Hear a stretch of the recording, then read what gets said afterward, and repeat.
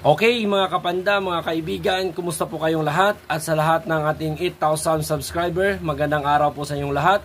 At sa video na to mga kaibigan, pag-usapan natin kung paano ba po mag-apply bilang isang Foodpanda rider. So sa video na to mga kaibigan, mayroon tayong dalawang i-discuss kung paano mag-apply bilang isang Foodpanda rider.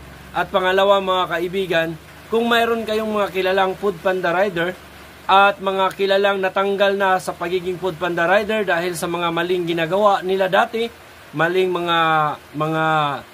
mayroon silang mga violation kay Foodpanda.